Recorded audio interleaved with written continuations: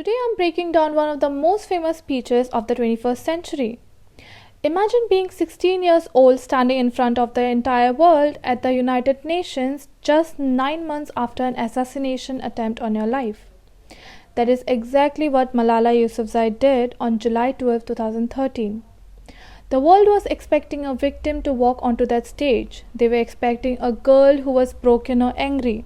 But what they got instead was a masterclass in leadership. Today, I'm going to analyze this speech to show you exactly how she used her words to turn a personal tragedy into a global movement. Let's get into it. First, before we even hear her speak, we have to talk about what she wore. Malala was wearing a shawl that belonged to Benazir Bhutto, the first female Prime Minister of Pakistan, who was assassinated. Just by wearing that, she was visually telling the world, I am continuing the legacy of strong women. But the most surprising part of her opening is not her outfit, it's her humility. Watch how she starts this speech. Dear brothers and sisters, do remember one thing. Malala Day is not my day. Today is the day of every woman, every boy, and every girl who have raised their voice for their rights. Did you catch that? She immediately rejects the idea that the day is about her. She says, Malala Day is not my day. By doing this, she takes the spotlight off herself and shines it on the audience. This makes everyone listening feel included. It's a brilliant way to, build trust right from the start. Now let's talk about the elephant in the room. Everyone knew she had been shot in the head. Most people would expect a speech about pain, suffering, or hatred toward the attackers. But Malala does something incredible here. She refuses to give the terrorists the satisfaction of seeing her fear. She reframes the bullet not as something that hurt her, but as something that made her stronger. The terrorists thought that they would change my aims and stop my ambitions. But nothing changed in my life except this. Weakness, fear, and hopelessness died.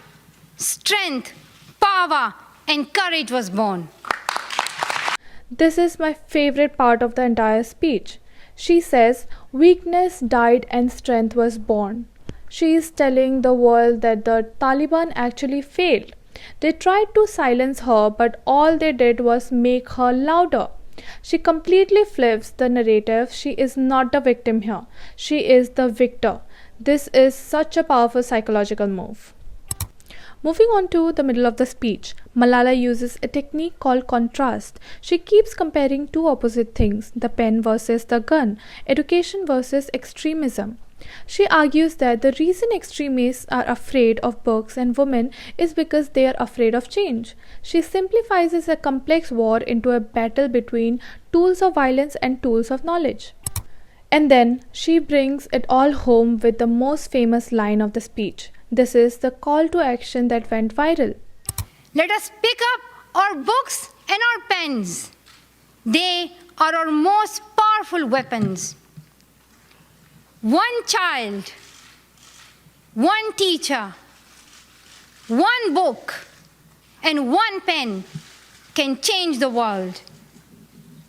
Education is the only solution.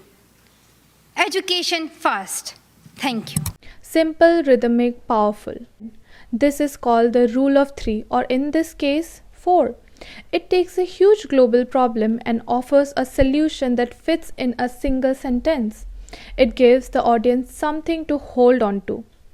So what can we learn from this 10-minute speech? Malala proved that you don't need to shout or be aggressive to be powerful. She showed that forgiveness is actually stronger than revenge. By refusing to show hate, she took the moral high ground and won the support of the entire world. This speech was not just about policy, it was about resilience. Thank you.